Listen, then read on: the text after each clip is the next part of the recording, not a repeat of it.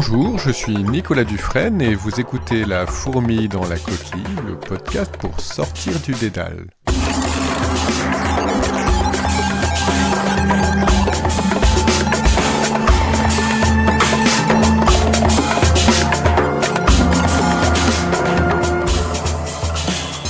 Incandescence, luminescence et autres phénomènes lumineux, aujourd'hui nous voyageons aux sources de la lumière. La fourmi dans la coquille, saison 2, épisode 3, fabriquer la lumière. Aujourd'hui, je vous invite à un petit tour d'horizon de tous ces phénomènes qui émettent de la lumière et nous éclairent et font naître la couleur. Depuis le soleil au feu follet au fond des forêts humides, nous verrons que les manières de fabriquer la lumière sont variées et nous parlerons aussi des feux de Saint-Elme ou des aurores polaires. Nous casserons quelques idées reçues sur la flamme des bougies et parlerons de la bioluminescence.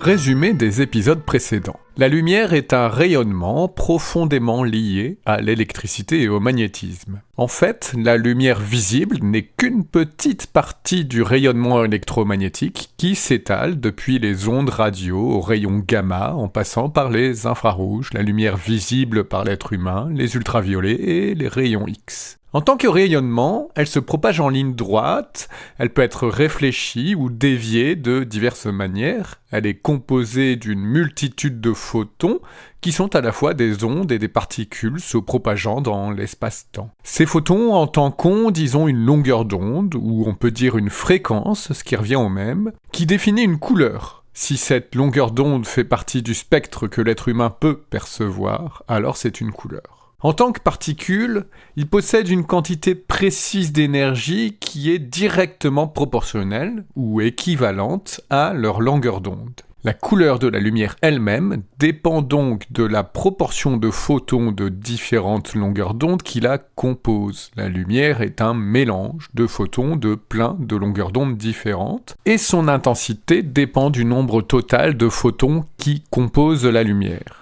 Lorsque la lumière rencontre de la matière, elle interagit avec les électrons qui la composent et sa composition peut alors varier. À chacune des interactions, la couleur et l'intensité de la lumière changent.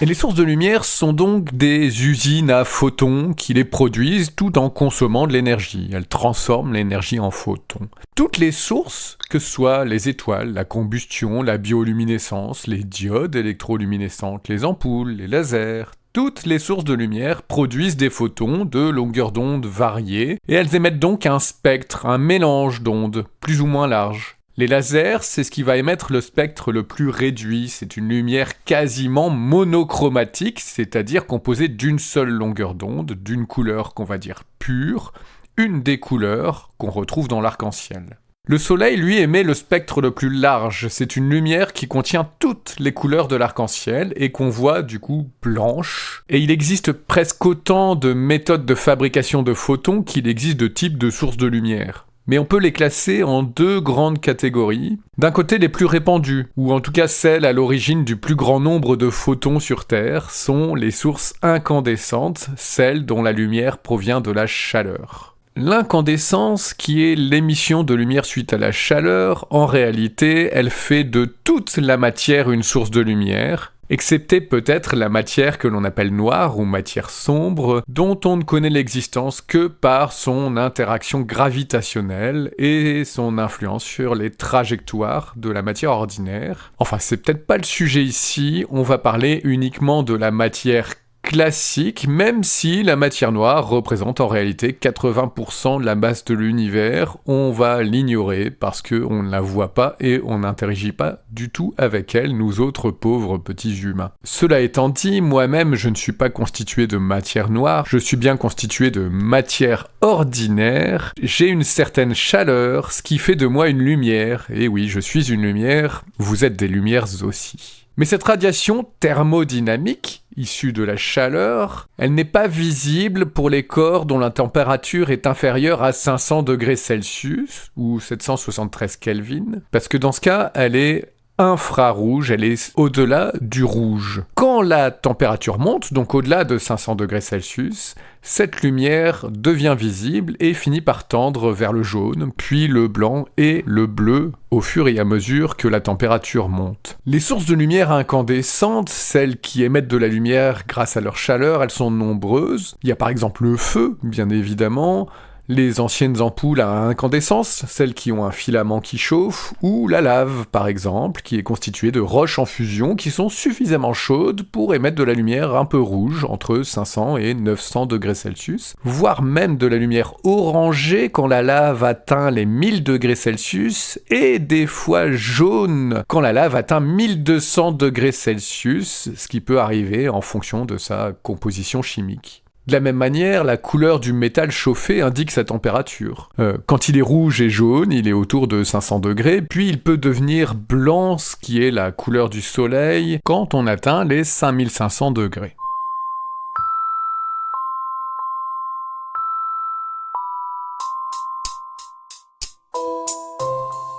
Actuellement, ce sont des réactions de fusion nucléaire qui donnent sa chaleur au Soleil et donc sa couleur. Ces réactions, elles fusionnent chaque seconde plusieurs centaines de millions de tonnes d'hydrogène. Et ces centaines de millions de tonnes d'hydrogène sont fusionnées pour être transformées en hélium. Et dans ce processus de fusion, il y a de l'ordre de 5 millions de tonnes par seconde. 5 millions de tonnes, c'est la masse de la pyramide de Gizeh. Et ces 5 millions de tonnes, c'est ce qui est désintégré. Donc chaque seconde par ce processus de fusion nucléaire dans le Soleil et qui est transformé en chaleur puis rayonné dans l'espace en énergie lumineuse. Ça paraît énorme, mais ça laisse quand même 6 milliards d'années de réserve au Soleil avant qu'il n'ait brûlé tout l'hydrogène de son cœur et que la fusion ne continue que dans la périphérie du Soleil, ce qui va finir par faire dilater cette couronne externe jusqu'à ce que le Soleil forme une géante rouge dont le diamètre dépassera l'orbite de Vénus et sera très proche de la Terre. Pas d'inquiétude, on a dit c'est dans 6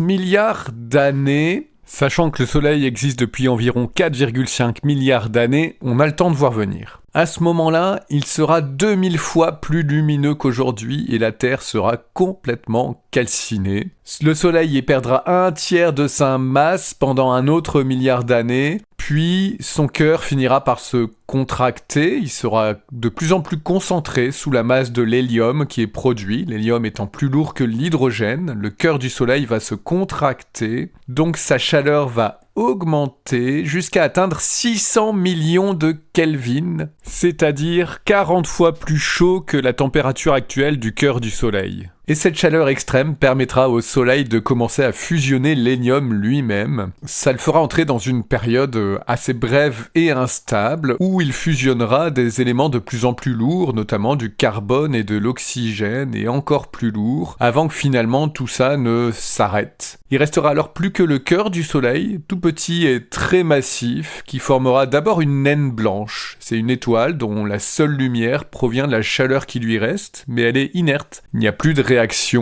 qui produisent de l'énergie, elle est juste encore chaude, donc encore blanche, et ça va lui prendre quelques milliards d'années pour refroidir, pour s'éteindre et devenir une naine noire qui n'émettra plus aucune lumière, et là le Soleil sera définitivement mort. Mais les anciennes couches externes du Soleil, celles qui ont été éjectées, elles aussi très chaudes, pendant ce temps, elles auront formé une nébuleuse planétaire et elles pourront former, ces anciennes couches, de nouvelles étoiles et de nouveaux systèmes planétaires qui profiteront du reste d'hydrogène et d'hélium et des éléments lourds qui ont d'abord été créés par le Soleil mourant. Autrement dit, quand vous regardez la lumière du Soleil aujourd'hui, qui nous apporte notre énergie pour vivre, nous voyons aussi le produit de la fusion qui a lieu en ce moment même dans le Soleil, et qui est le germe des futures générations d'étoiles et de planètes, et de nouvelles formes de vie probablement bien différentes de la nôtre.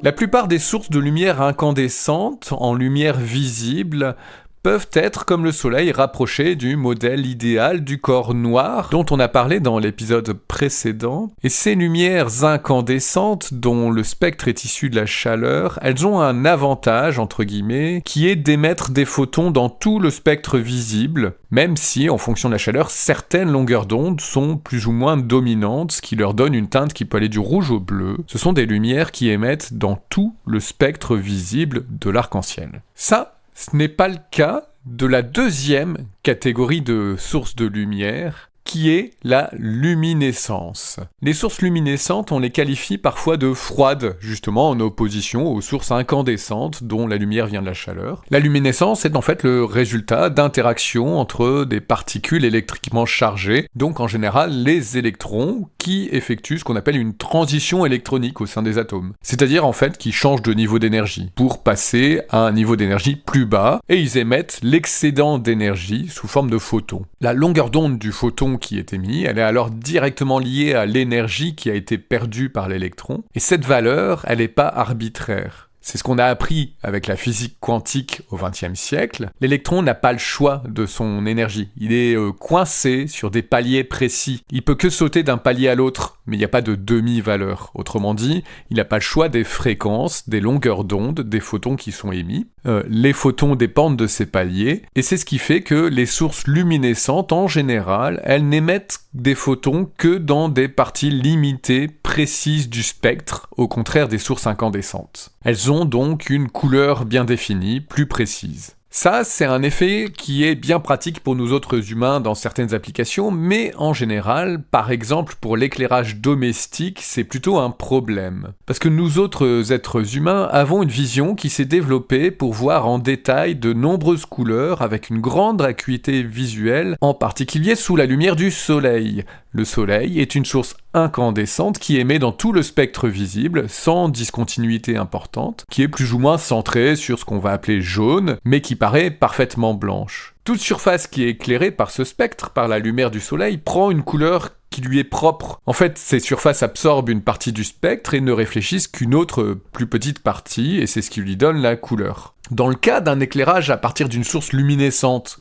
qui n'émet pas dans tout le spectre, dans ce cas, certaines surfaces ne vont pas recevoir suffisamment de photons de la bonne longueur d'onde à nous renvoyer. C'est-à-dire que ce qui n'est pas absorbé, en fait, il n'est pas renvoyé parce qu'il n'arrive même pas à la surface. Et dans ce cas, la surface, bien que colorée à la lumière de soleil, sous une lumière luminescente, elle paraît grise, ou foncée en tout cas, désaturée. Il est inutile d'éclairer une cerise mûre avec une lumière bleue. Elle restera gris foncé ou noire et elle ne sera ni rouge ni appétissante parce que dans la lumière bleue, il n'y a pas le rouge nécessaire pour donner sa couleur à la cerise. C'est évident quand la lumière est colorée, quand elle est bleue comme ici, mais c'est vrai aussi avec une lumière qui peut paraître blanche. En effet, ce qui est important de comprendre ici, c'est que c'est pas parce que la lumière, on la voit blanche, qu'elle contient tout le spectre visible comme celle du soleil. On le verra par la suite. On verra par la suite pour quelles raisons une lumière qui est composée de seulement 2 ou 3 longueurs d'onde, 2 ou 3 couleurs, comme par exemple bleu et orange, ou bien rouge, vert et bleu, on verra pourquoi une telle lumière peut nous apparaître blanche. Mais bon, en tout cas, croyez-moi, pour l'instant, c'est bien le cas, ça arrive, une lumière blanche ne contient pas nécessairement toutes les couleurs du spectre. Et c'est pour cette raison, par exemple, que la lumière des tubes luminescents, ce qu'on appelle les néons tout simplement, ou les premières ampoules à économie d'énergie, celles qu'on appelait fluocompactes. La lumière qui est émise par ces tubes, elle paraît blafarde, elle paraît terne, alors qu'elle est blanche. En fait, ce qui se passe, c'est que ce sont des sources qui ne sont pas incandescentes, ce sont des sources luminescentes qui émettent un spectre de lumière plus réduit que les sources chaudes. Alors, les progrès technologiques ont bien sûr permis de limiter ce problème, mais on retrouve ce problème aussi avec les diodes électroluminescentes, les LED,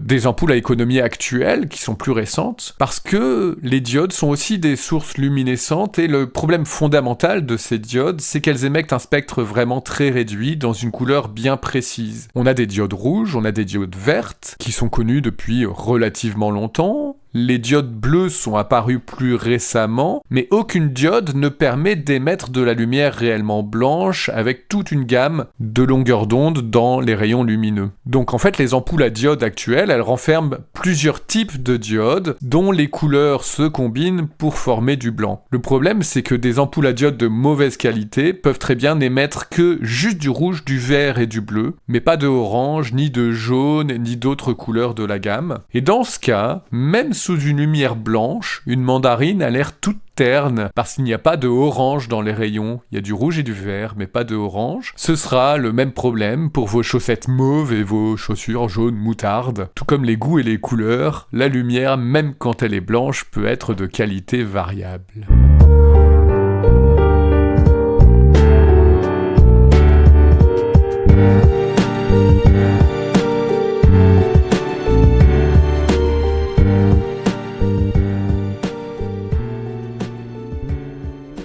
Quand les photons sont émis par un courant électrique, on parle d'électroluminescence. C'est ce qu'il y a dans les diodes électroluminescentes, justement. Les marins et les aviateurs peuvent aussi observer parfois un autre phénomène en lien avec l'électricité, notamment par temps orageux. On peut apercevoir des lueurs violacées au sommet des mâts ou aux extrémités des ailes des avions. C'est ce qu'on appelle le feu de Saint-Elme. Pline l'Ancien, un naturaliste de l'Antiquité romaine, rapporte que dans l'Antiquité, on interprétait ces feux de Saint-Elme comme un augure menaçant si on n'en voyait qu'un, alors que si on en voyait deux, c'était plutôt un heureux présage. Le feu de Saint-Elme a été nommé comme ça au Moyen-Âge, en référence à Érasme de Formia, un martyr chrétien du IIIe siècle, qui aurait continué à prêcher après avoir été frappé par la foudre. Il est devenu ensuite le saint patron des marins sous le nom de Saint-Elme. Dans ce contexte, le feu de Saint-Elme est vu comme un signe de protection des navires et des marins. Il apparaît en fait en présence d'un champ électrique fort à proximité d'une matière conductrice. Les pointes des conducteurs formés par les mâts ou les parties pointues d'un avion amplifient les champs électriques qu'il y a déjà dans l'atmosphère orageuse et ils finissent par ioniser l'air, c'est-à-dire arracher des électrons aux atomes, et ça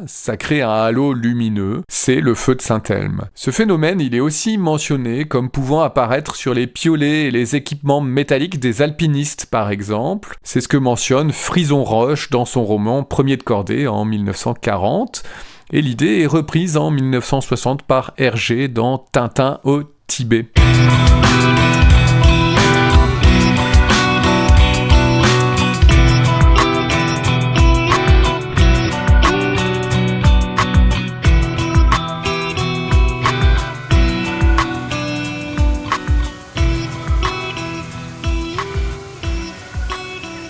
Dans les différents types de luminescence, il arrive aussi que les photons soient émis à la suite de la collision entre deux électrons. Ça, c'est ce qu'on appelle la cathodoluminescence, et ça a été très utilisé dans les tubes cathodiques, qu'on appelait à juste titre des canons à électrons, inventés dès le 19e siècle, et qui sont en fait le composant de base des grosses anciennes télévisions et des premiers écrans d'ordinateurs. Dans ces tubes, les électrons, qui sont émis par un canon à électrons, sont dirigés grâce à un champ magnétique, lui-même contrôlé par le signal électrique qui porte l'information visuelle. Et donc les électrons, qui sont projetés et déviés par le champ magnétique, viennent frapper la surface de l'écran à un point précis, ce qui forme un pixel de l'image, en émettant des photons par cathodoluminescence. Parfois, l'énergie libérée par les électrons sous forme de photons, elle peut aussi provenir d'autres photons qui ont été absorbés auparavant. Dans ce cas, on parle de photoluminescence. Il y en a deux types, vous connaissez certainement les noms.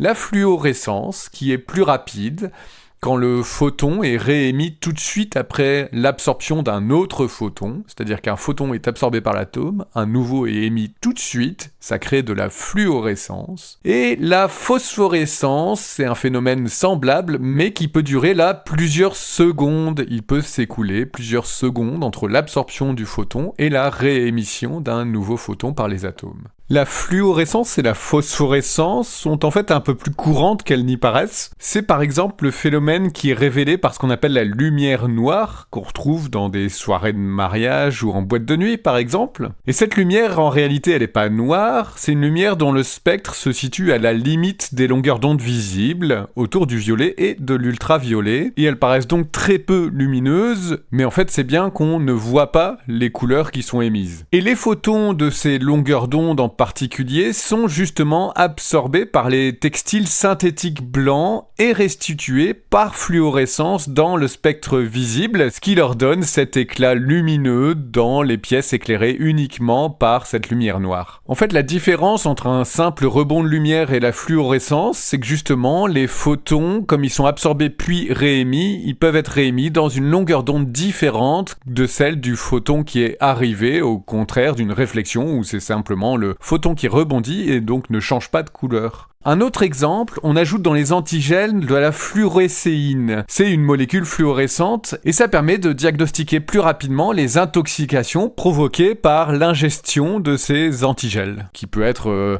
accidentelle ou bien des tentatives de suicide malheureusement. Et dans ce cas, la fluorescéine, qui est donc ajoutée dans ces liquides, elle se retrouve dans les urines et on la révèle très facilement justement en éclairant les urines avec cette fameuse lumière noire, et la fluorescence va rendre l'urine lumineuse, ce qui sera un marqueur de l'ingestion de ce composé.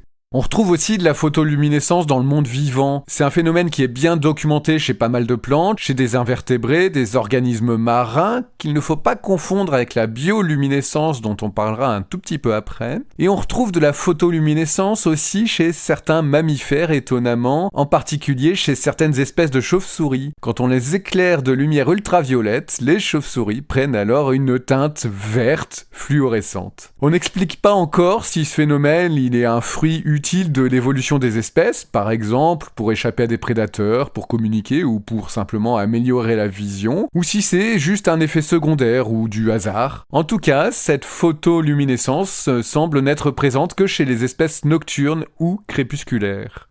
Les types de luminescence sont nombreux et il est aussi possible que ce soit des réactions chimiques qui amènent les électrons à émettre des photons. C'est ce qu'on appelle dans ce cas la chimiluminescence. On la retrouve dans les bâtons lumineux sur certaines fêtes foraines ou concerts par exemple.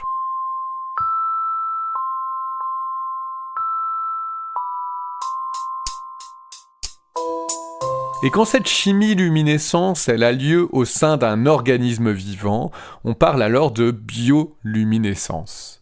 J'oublierai jamais ce soir, ce crépuscule assez magique il y a quelques années où je déambulais sur les rives du Léman et de nombreux lampirs, c'est l'autre nom du ver luisant, parsemaient les herbes de petits points lumineux d'un vert tirant sur le jaune que je qualifierais bien de radioactif, ce qui serait pas tout à fait faux dans le sens où ils m'envoyaient effectivement des radiations, des photons directement dans les yeux. Chez cette espèce de luciole, chez le lampire, seule la femelle est luminescente. Et par contre, elle n'a pas d'ailes. La lumière qu'elle émet, c'est un phare pour attirer les mâles qui, eux, volent, mais ne brillent pas. On peut pas tout avoir. L'espèce était autrefois très courante, mais sa population est en déclin. Ça devient de plus en plus difficile de voir des vers luisants, des lampires. Au-delà des ravages des insecticides et des granulés anti-limaces dans les jardins qui déciment les limaces qui sont l'aliment de base des vers luisants, on pense aussi que les mâles sont gênés par les lumières artificielles, ils sont déroutés et ont plus de mal à trouver les femelles. Il faudrait donc éteindre toutes ces lampes artificielles la nuit pour pouvoir de nouveau admirer le spectacle lumineux des lampires, qui se feront en plus en retour une joie de réguler la population des limaces sans qu'on ait besoin d'y mettre des granulés, des pesticides pour tuer tout le monde. Dans l'écosystème de nos jardins, tout est lié. La bioluminescence, en fait, elle n'est pas très répandue dans le milieu terrestre. Au-delà des lampires, des vers luisants, on la retrouve chez quelques insectes, chez quelques arachnides et aussi des champignons. Et figurez-vous qu'on la retrouve aussi chez l'humain. Alors on savait qu'on était des lumières, vous et moi, parce que nous sommes des corps chauds, donc par incandescence, nous émettons un petit peu de lumière infrarouge, mais c'est de la lumière quand même. Eh bien en fait on peut y ajouter environ entre 170 et 600 photons par seconde et par centimètre carré de peau, qui sont émis en bioluminescence, comme l'abdomen des vers luisants. Mais à ce niveau qui est infime, on peut pas le voir, ce n'est pas visible, on peut juste le détecter avec des dispositifs artificiels extrêmement sensibles. Dans l'eau, par contre, la bioluminescence, c'est beaucoup plus répandu que sur Terre. 76% des organismes marins sont bioluminescents, jusqu'à 4000 mètres de profondeur, et 40% des espèces benthiques, celles qui vivent tout au fond des océans, sont aussi bioluminescentes. La plupart du temps, cette bioluminescence, elle est bleue ou verte, qui sont les couleurs les moins absorbées par l'eau, mais il y a aussi de rares espèces qui émettent dans le rouge, voire dans l'infrarouge. La bioluminescence, en fait, a été acquise plusieurs dizaines de fois indépendamment dans l'évolution des espèces. Elle est même relativement aisée à produire artificiellement et c'est pas mal utilisé comme phénomène dans les recherches en biologie, où on fait quelques modifications génétiques sur l'organisme qu'on veut étudier pour rendre certaines cellules bioluminescentes, ce qui permet de les suivre dans le corps, tout simplement en détectant la lumière qu'elles émettent. Cette bioluminescence, on l'a vu, elle peut servir à attirer des partenaires sexuels, comme chez l'Empire, mais ça peut aussi servir à attirer des proies, comme certains poissons des abysses, tels que la baudroie abyssale de Johnson, dont vous avez sans doute déjà vu une image. C'est ce poisson très très laid, qui a une petite lanterne devant le visage qui pendouille au-dessus de la tête, qui servirait à attirer ses proies. Encore que, en réalité, la baudroie, elle n'est pas vraiment elle-même luminescente, parce que la lumière qu'elle émet, en fait, elle est émise par des bactéries qui vivent en symbiose avec elle. La luminescence, elle peut aussi, au contraire, servir à repousser les prédateurs. Ça, certains calmars des profondeurs le font en expulsant un nuage luminescent, de la même manière que leurs cousins qui vivent plus près de la surface le font avec un nuage d'encre pour dérouter une attaque. Et de manière assez inattendue, la luminescence, elle peut même servir à se camoufler. Oui, parce que être lumineux dans les eaux moyennement profondes, ça permet de pas se détacher en ombre chinoise sous la lumière de la surface quand un prédateur arrive par en dessous de nous.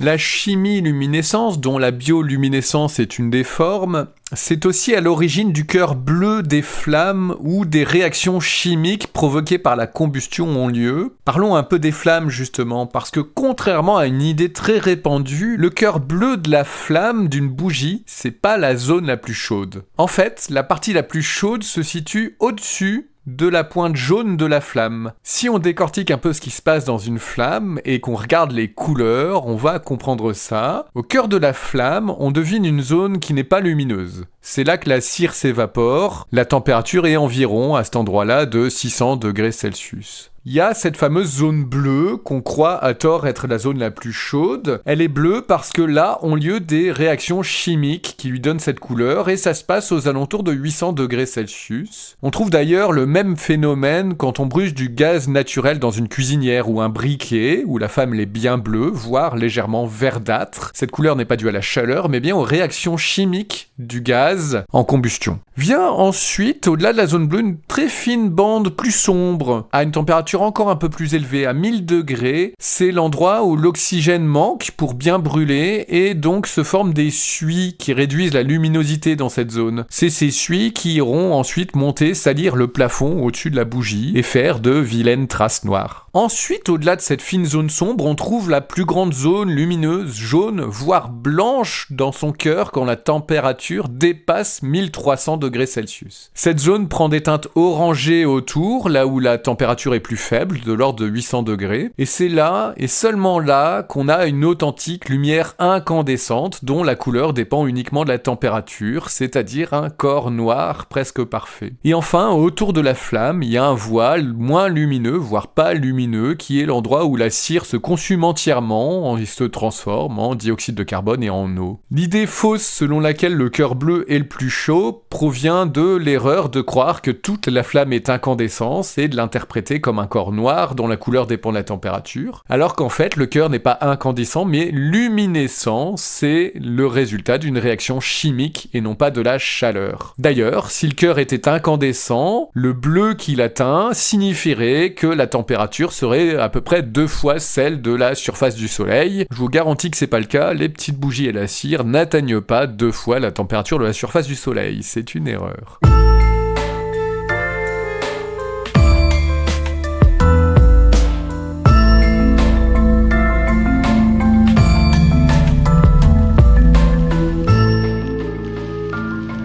Puisqu'on parle de flammes, je vous propose de partir chercher une flamme bien particulière.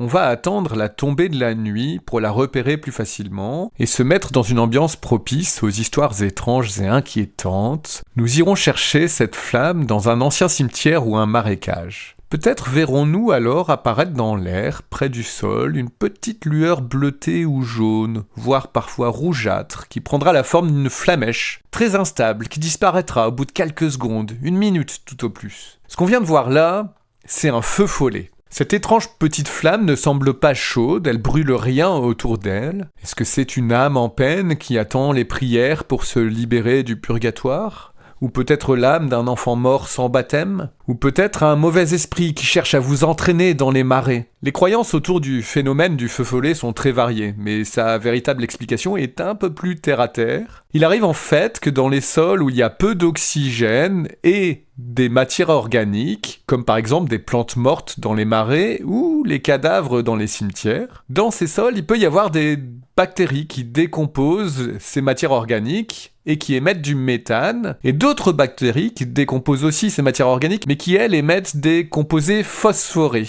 Les composés phosphorés, ils ont ça de particulier qu'ils sont très instables quand il y a de l'oxygène. Et donc, quand ils sont émis dans les sols peu oxygénés, ils sont conservés, mais ils vont, à un moment ou à un autre, sortir du sol et entrer dans l'air, et dans ce cas, ils vont spontanément entrer en combustion, parce qu'ils vont réagir à l'oxygène. Et cette combustion dégage de l'énergie, et ça peut enflammer le méthane, qui est émis par les autres bactéries, qui s'échappent aussi du sol, et c'est ce qui provoque cette petite flamme, le feu follet. Mais malheureusement, ce phénomène est devenu très difficile à observer, tout simplement parce que les zones humides et les forêts inondées ont beaucoup régressé avec l'industrialisation, l'urbanisation, l'intensification de l'agriculture, qui ont poussé à drainer les sols et assécher les zones humides, qui étaient propices au feu follet. Tandis que dans les cimetières, les cadavres, maintenant, on a tendance à les mettre dans des sachets, dans des housses mortuaires et des cercueils qui protègent le corps et évitent aux bactéries de les dégrader et produire aussi des feux follets.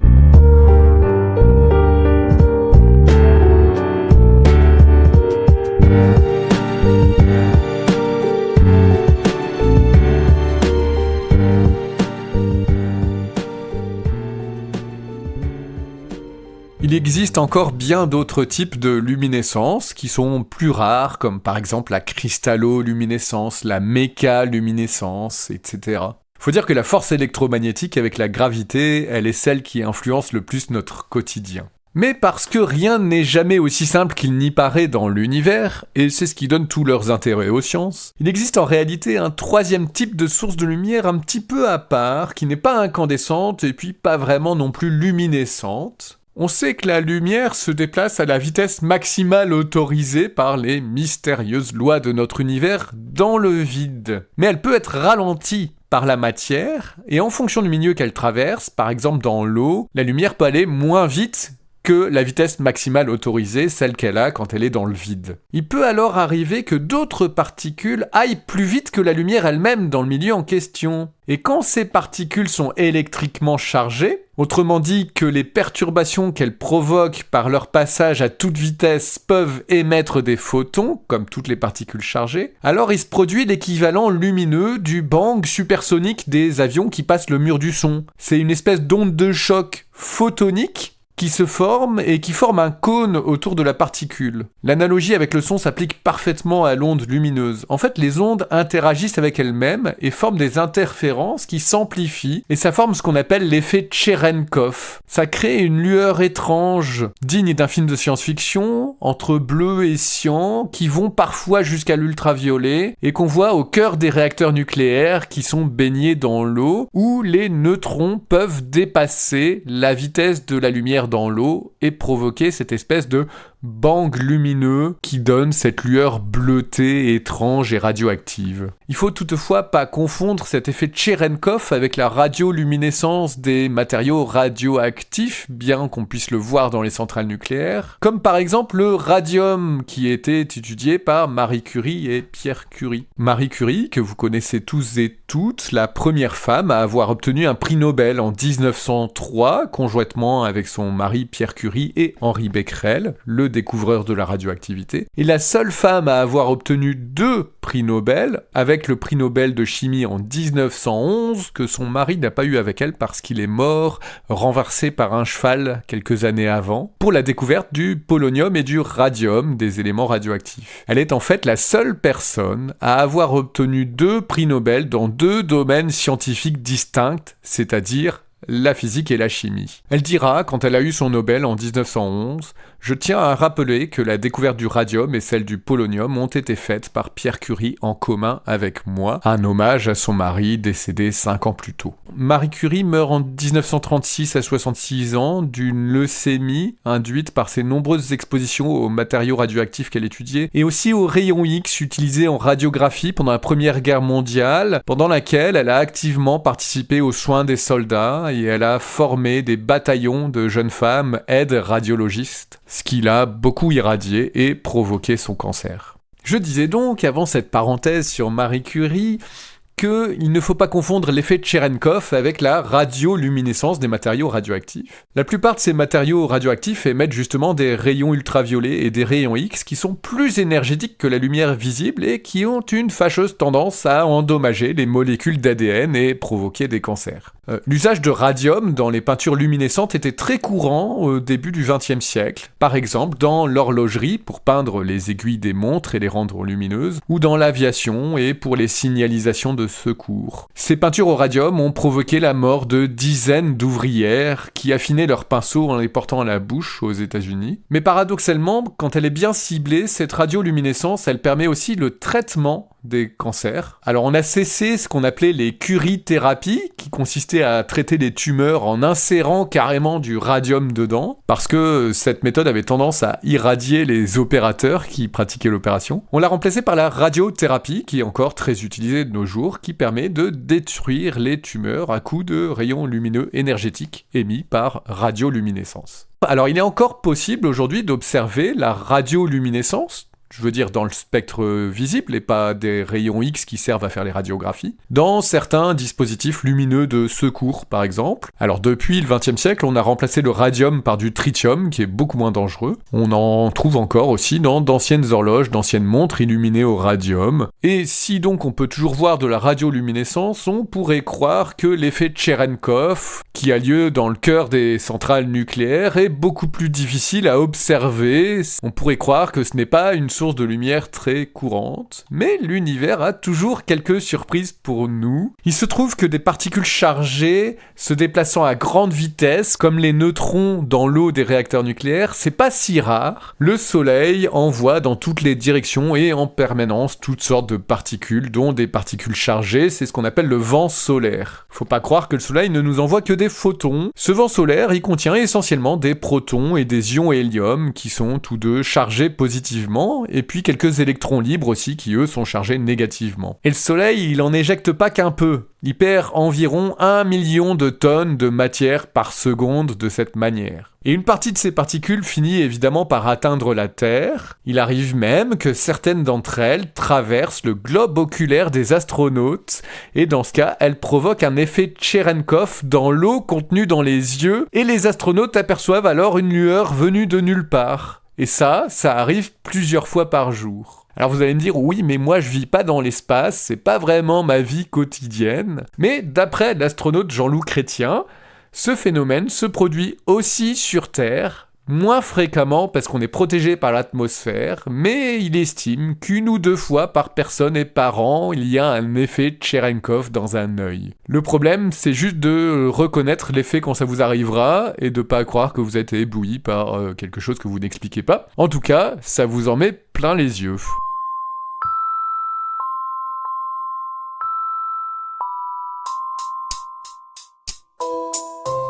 Les mêmes vents solaires sont aussi à l'origine d'un phénomène plus courant et plus facile à voir si on habite sous les bonnes latitudes. Ce sont les aurores polaires qu'on appelle boréales quand elles sont au nord et australes quand elles sont au pôle sud. Alors c'est pas le résultat d'un effet Cherenkov, mais c'est une luminescence qui naît de l'interaction entre les particules chargées émises par le soleil qui sont piégées par le champ magnétique de la Terre et qui interagissent avec les molécules de l'atmosphère qui gagnent alors de l'énergie et la relâche sous forme de photons. C'est la composition de l'atmosphère qui donne leur couleur aux aurores polaires.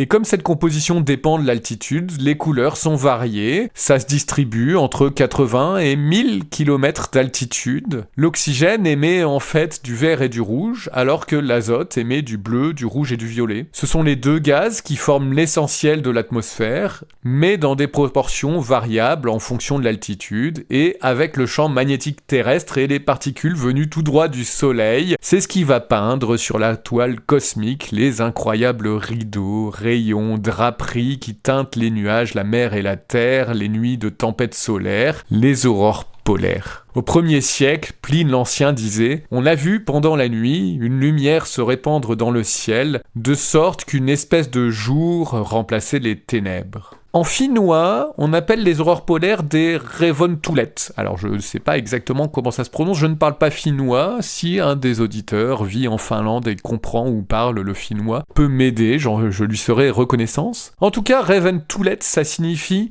la queue du renard rouge ou le feu du renard. Les Samis, l'autre nom des Lapons, mais Lapons c'est un mot péjoratif, le vrai nom de ce peuple c'est bien les Samis qui vivent dans l'extrême nord de l'Europe. Ce peuple autochtone raconte donc que le renard polaire, en courant dans les plaines enneigées, éjecte la poussière dans le ciel et c'est ce qui crée les aurores boréales sur son passage. Au Groenland, pour les Inuits, on appelle ça des Aksarnites. Pareil, je suis pas sûr de la prononciation, j'en ai même aucune idée. Et ce sont en fait des esprits qui jouent au Arsak, qui est un jeu de balle populaire qu'on joue pendant la nuit hivernale. Dans les mythologies nordiques, par contre, les aurores boréales sont la danse des esprits saumons, rennes, phoques, belugas. C'est peut-être aussi le souffle des baleines, ou alors le reflet du soleil et de la lune sur les armures des valkyries traversant le ciel, ou peut-être les torches allumées par les esprits des morts qui accueillent les nouveaux arrivants au paradis. En tout cas, des aurores telles que nos aurores polaires terrestres sont en fait visibles sur toutes les planètes qui ont un champ magnétique, et on en a vu sur les pôles de Jupiter dans l'ultraviolet, ça a été vu par le télescope spatial Hubble, bien que le mécanisme d'apparition de ces aurores soit un peu différent. Des chercheurs ont aussi confirmé en 2011 la possible présence d'aurores polaires sur une exoplanète grâce à un radiotélescope aux Pays-Bas, c'est-à-dire une planète située dans un autre système que notre système solaire, très très éloigné. Ça veut dire que des ondes radio invisibles pour nous ont porté l'information de l'existence d'aurores polaires à travers l'espace intersidéral jusqu'à nous, en nous laissant la liberté d'imaginer les couleurs, le spectacle éblouissant de ces aurores de planètes géantes gazeuses qui sont 100 à 1000 fois plus énergétiques que sur Terre.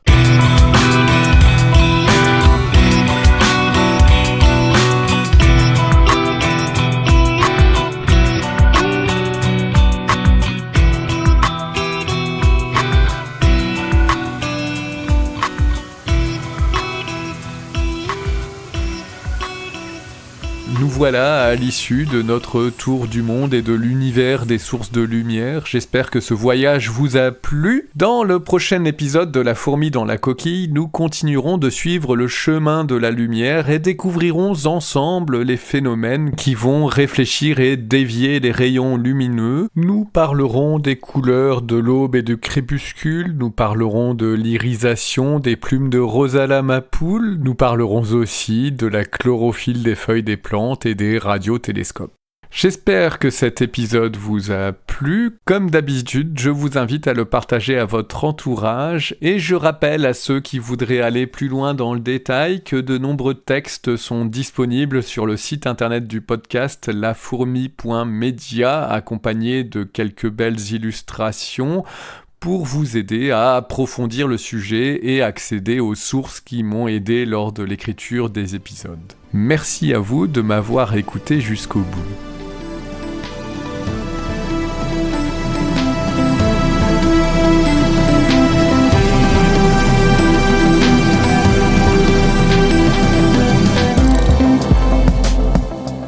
C'était La fourmi dans la coquille, le podcast hélicoïdal par Nicolas Dufresne.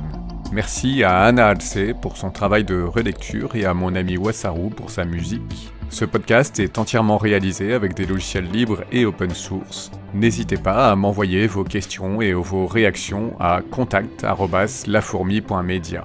Si vous avez aimé cet épisode, vous pouvez soutenir le podcast sur lafourmi.media où vous pourrez faire un don et nous rejoindre sur les réseaux sociaux ou vous abonner à la lettre d'information du podcast.